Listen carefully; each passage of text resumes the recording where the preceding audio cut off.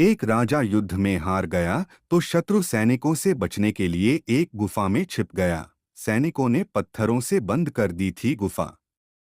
जो लोग सफलता पाना चाहते हैं, उन्हें अंतिम पल तक हिम्मत नहीं हारना चाहिए।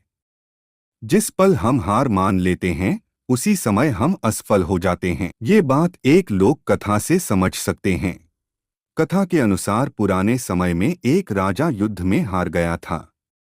उसके सभी सैनिक मारे जा चुके थे। राजा किसी तरह अपनी जान बचाकर जंगल में भाग गया।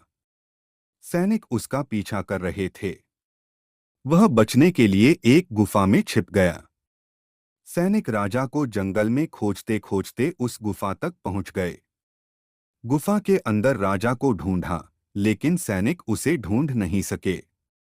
बाहर आकर सैनिकों ने बड़े बड़े पत्थरों से गुफा बंद कर दी। गुफा बहुत गहरी थी। अंदर की ओर राजा छिपा हुआ था। वह काफी थक चुका था। भूख प्यास की वजह से बेहाल हो रहा था। उसके शरीर में ताकत भी नहीं बची थी। शत्रु सैनिक गुफा बंद करके वहां से चले गए तो राजा अंदर बैठा बैठा सोच रहा था कि अब तो उसका जीवन खत्म हो गया।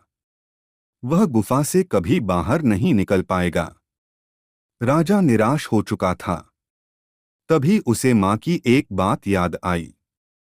उसकी माँ कहती थी कि कुछ तो कर, यूं ही मत मर।